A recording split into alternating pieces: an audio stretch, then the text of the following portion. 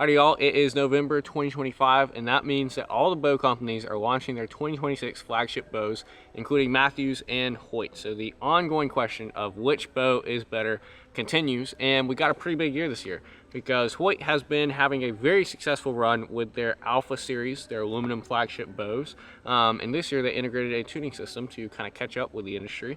So let's see how good that is. And then Mathews decided to come out with an entirely new bow. So pretty interesting stuff this year. It's a pretty big year for both companies. And in this video, I'm going to break down the differences. We're going to do some shooting with them and hopefully help you decide which one you should buy if you're looking to upgrade this year. Alrighty guys, quick interruption for a huge announcement. Our Apex harness is finishing production this Friday, so make sure you guys use the link down below. And if you want to be one of the first ones to get your hands on it, pre-order it now, because we're still running our pre-order sale, but just until this coming Friday whenever production finishes. So if you want to get the full harness system for the price of the harness only, make sure you go ahead, act fast. Like I said, be one of the first to get your hands on it. We're only going to take 10 more pre-orders until production finishes because we want to have plenty of stock to sell in the future and also to our retailers. So again, act fast and use that link down in the description below. Thank you guys so much for the support, and let's get back into the video. So for this comparison, we got a few different categories. We have the speed, draw cycle, the aiming, the overall deadness and shot feel, the forgiveness of the bow, the sound, and the tunabilities. And then also a bonus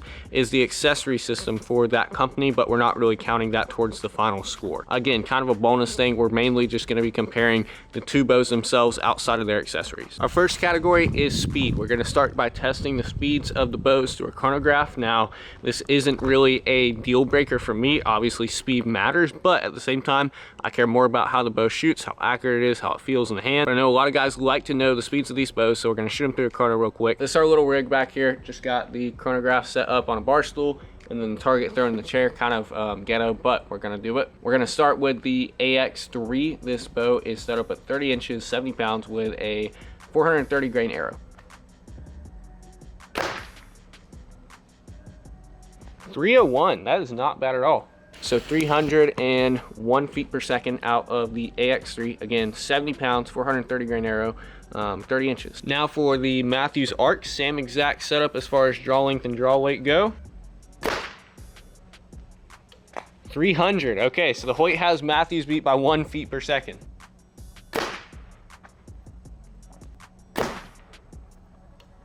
So we're just gonna go with 300 for the Mathews since we got that twice. Now let's shoot the Hoyt again. 298.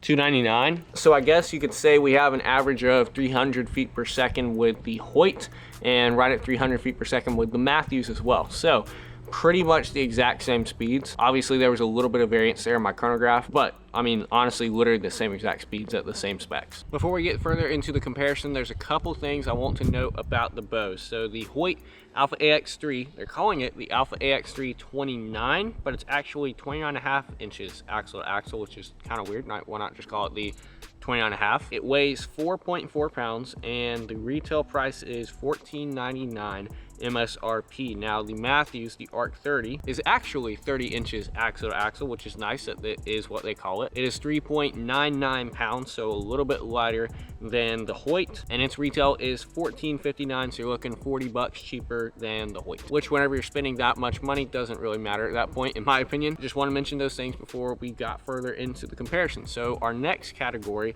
is going to be draw cycle. Now to me, the draw cycle is not a make or break for a bow, but I know it matters to a lot of people, and it does matter to me. Again, it's just not a make or break. I have to get the bow back somehow. If it doesn't feel great, it is what it is. I'm going to shoot it anyways. But again, it matters to a lot of people, and it's definitely worth mentioning. And it's a big selling point because a lot of people get their initial thoughts on the bow drawing it back in a shop. So we're going to start out with the Hoyt on the draw cycle and see what I think. Pretty linear, just like Hoyt always is. Yeah, very, very linear draw cycle, which basically just means that as you're pulling it back, there's not a big dump at the end where, you know, you hit the back wall. There's not like a rise and a hump like there has been in a lot of Mathews bows. Hint, this year's is different. Overall, Hoyt has a very, very linear draw cycle, which a lot of people like. I'm kind of indifferent to it. To me, it makes it feel harder to draw because you have that weight all the way through the draw cycle until you get to the back wall. But that's just my thoughts, and I'm also used to a Mathews draw cycle, so it could just be the way that I feel the Hoyt draw cycle. But to me, it's a little harder to draw because you take a lot of that weight up front Now moving on to the arc, one of the big talking points this year is the draw cycle, because new cam system, honestly, new bow, new riser, new limbs, new cam system, and so it has a very, very different feel to it than the lift and the lift X did, and it's a lot more linear. It's not quite as linear as the Hoyt, but it's definitely more linear. Because Mathews has kind of been known for having, like I was talking about, that steep, you know, hump and then like a big dump at the end. But the arc is something different. It's a lot more smooth. It still has a little bit of that hump, and I like it a lot because you don't take the bulk of the weight right there at the front. It kind of comes about halfway through the draw, but it's not as dramatic as it was on previous year's bows, because like I said, with the Hoyt, you take most of the weight up front and it feels really hard, and then once you break that, it kind of gets, you know, a little easier. With Mathews, you already have the momentum of drawing. You get to about half draw or so, it gets a little harder, and then you break that hump and you get to the back wall. That used to be really, really defined on the Mathews bows for the last 10 years now, and then the arc, it feels a little bit more smooth, actually a lot more smooth, way more smooth.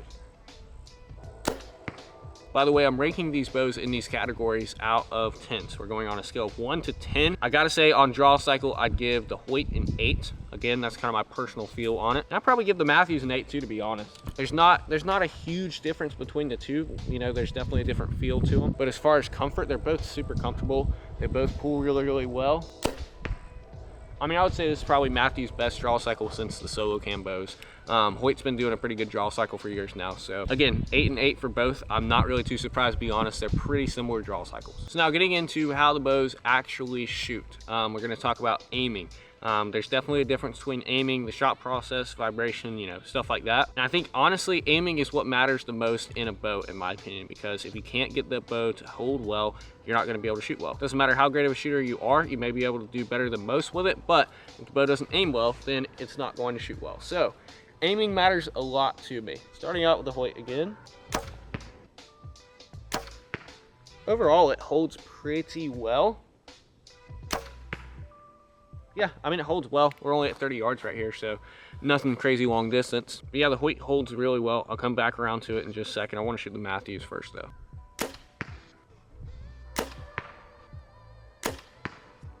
So after shooting them a little bit side by side, my initial thoughts are the Mathews holds a little better. And again, that's not something I would say that they've had for the last couple years. Hoyt has easily had them beat in the aiming game for the last couple years. Like the RX-9, RX-8, even the original Alpha X, they just held so well. And it still does. The AX-3 holds great, but Mathews stepped it up so much this year with aiming, because the Lift X, even the Phase 4, were pretty jumpy on target. I mean, I've been shooting the Lift X for right at a year now, and the amount of work that it's taken to get that bow to aim well, let's be honest, it's not something you should have to do with a $1,500 flagship bow. That being said, now that I've done that work, it aims great, but I played around with knock height and stuff, and just out of the box with the arc, it holds so incredibly well. I put probably 3 to 4 dozen arrows through both off camera, just really messing around with, you know, holding the pin on target, seeing how well it holds, and I gotta say, I gotta give it to Mathews. They definitely won that category. I would honestly put aiming at a 9 there. I don't think it could get much better. It definitely can.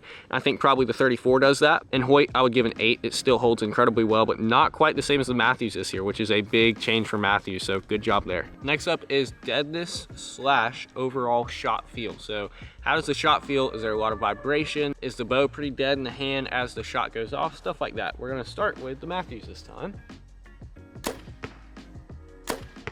Being honest with you guys, I don't think you can ask for a much more dead bow than the arc this year. The Lift X had some vibration. That's something I wasn't crazy about with it. I'm still a big fan of that bow, but they really fixed the right things this year. Yeah, the arc feels incredible. I'm gonna go ahead and give that a 10, honestly. Like, I genuinely do not think that you could probably get a more dead, but I mean, I'm sure you probably can. I'm sure you can. They'll probably come out with it next year, knowing Mathews. But on the market this year, that is probably the most dead bow. And now we have the AX-3. I mean, the Hoyt is fairly dead in the hand, but it's really not all that dead, being honest with you guys. It's definitely got some vibration, and that's been the case since they introduced the Gen 4 HBX cam, just getting more speed, which is great. I'm okay with that trade-off. It's not super vibrating, but you can also definitely feel it. So I think Mathews has it on that too. I would give I'll give the Hoyt honestly a 7. Like it's not a great feel. It's really not bad. You're still getting one of the best feeling bows overall, but I'm just comparing to the Mathews strictly here. I think Hoyt's a 7, Mathews is a 10 this year. Mathews really stepped it up, making their bow a lot more dead. Yeah, I'm not crazy. It's definitely got some vibration. Again, not bad, something I don't mind that much, but worth mentioning. Another category that I had is the sound of the bow. Now to me, they sound exactly the same, to be honest. They're both very, very quiet bows. I'm gonna shoot these arrows real quick and I'll play back the clips of them shooting side by side to see which one you guys think is quieter. For now, I'm gonna give them both just a 9. If I notice any difference between them while I'm shooting, then I'll let you guys know.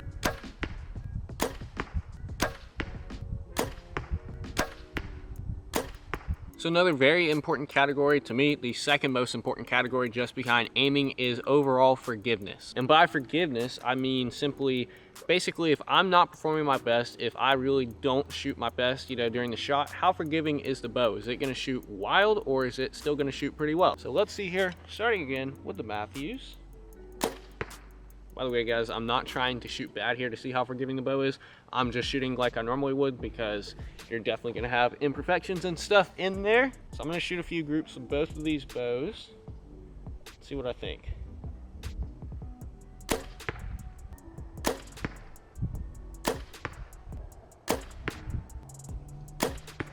Alrighty, so this is our Mathews arc group down here, group number 1. The first 2 I hit a little low right, so I had to make a quick adjustment. These were the last 3 that set about 35 yards. So really good there, they're all touching. Then we had this one that was way off, and that was just a me problem. The bow is not the most forgiving. Now, it's definitely more forgiving than the Lift and the Lift X, but it's not the most forgiving. That was a little thing. I could just feel it in my shot. As it went off, something felt a little off, and as you guys can see, that right there is a 2-inch difference. So not the most forgiving. I mean, aiming is great, obviously. Like I was talking about, it aims and holds incredibly well, but if I don't cross my T's and dot my I's, you get something that's pretty far off, and at 35 yards, that's a pretty big difference there. And it is worth mentioning, I do not expect the bow to perform perfectly if I don't, but at the same time, it is nice knowing that you can have a bow that's a little more forgiving whenever you're not doing everything perfect. So worth mentioning with the Mathews, not the most forgiving bow, but it's also a very short axle to axle, a 30-inch bow. I've heard the 34 is a lot more forgiving, as to be expected, but we're comparing these 2 bows right now. And now time for the Hoyt. Let's see how forgiving the Hoyt 29.5 is, or 29 as they call it.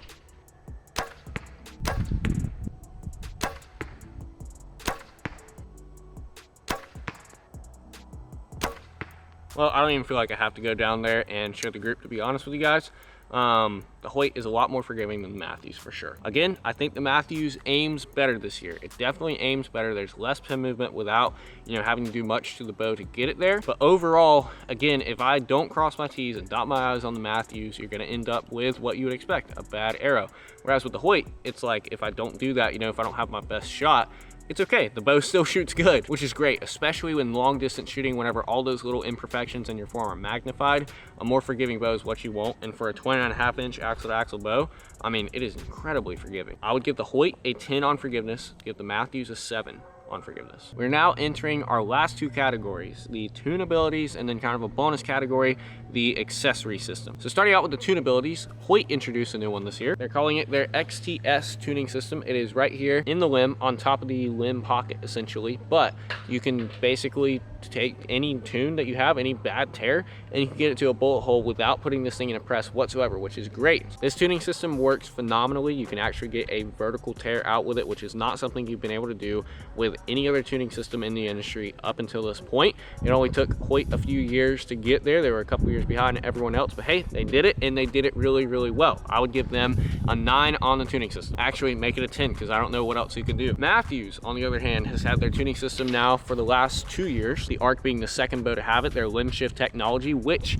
is great for left and right tears. However, you cannot get a vertical tear out of the bow with this system. That being said, the majority of the time, a vertical tear is based on knock height or the actual timing of the bow, so it's something that you would need to fix manually anyways. So I still would give this a 9 out of 10 because yes, it would be nice to have the vertical tear, you know, be able to get it out in this system, but at the same time, again, that's something that you would want your timing to be dead on. So if you have a vertical tear because of timing, that's something you want to change anyway. And if your knock is low or high, then you'd still want to change that manually. So I don't think a vertical tuning system is necessary, but it is nice that Hoyt integrated it into theirs. So I give Mathews a 9 with their limb shift technology and Hoyt a 10 with their XTS system. And like I said, we have a bonus category, which is the accessory system. And the only reason I'm mentioning this is because I think Hoyt is way behind the game in accessories. Yes, they have their proprietary quiver, stabilizer, stuff like that, but let's be honest, they're not very good. The quiver is literally the last quiver I would recommend to anyone. I would recommend a Trophy Ridge quiver before I recommend the Hoyt quiver. Sure, it looks decent,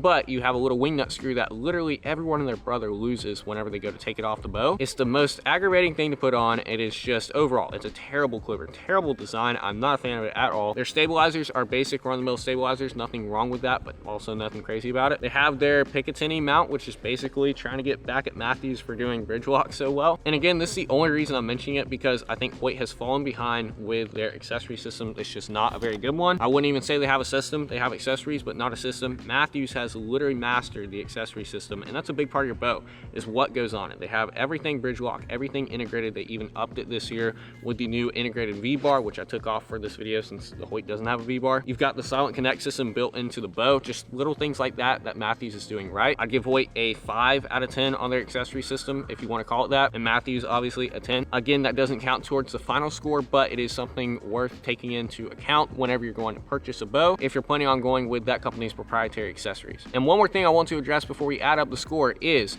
upgrading from previous year models. So this is basically a Mathews versus Hoyt video, but say you've been shooting Hoyt for the last 2 years and you've been shooting Mathews for the last 2 years. You have the Mathews Lift or you have the Hoyt Alpha X. In my opinion, there's not enough changes from the Alpha X to the AX-3 to justify the upgrade. Sure, the tuning system's great, but you get a little more speed, and honestly, the bow doesn't feel as good as the original Alpha X did. That being said, on the other hand, you look at the Mathews from the Lift to the Arc, there's a lot of changes, a new riser design, new limbs, new cams, literally an entirely new bow, and I think it's a much improved bow from the Lift. Not that the Lift was bad, but it's much improved. Like I said, aiming, forgiveness, especially the deadness in the hand, just overall a much improved bow. And so I think if you look at it from those 2 points of view, from the Lift to the Arc, you could definitely say that's worth the upgrade. From the Alpha X to the AX-3, I wouldn't say it's worth the upgrade. But this video is specifically about the AX-3 versus the Arc. So let's add up the score and see what we got here. Starting out with the Arc, we have an 8 on the draw cycle, 9 on the aiming, 10 on the deadness and overall shot feel, 9 on the sound, 7 on the forgiveness, and 9 on the tuning ability. So that gets us to a total score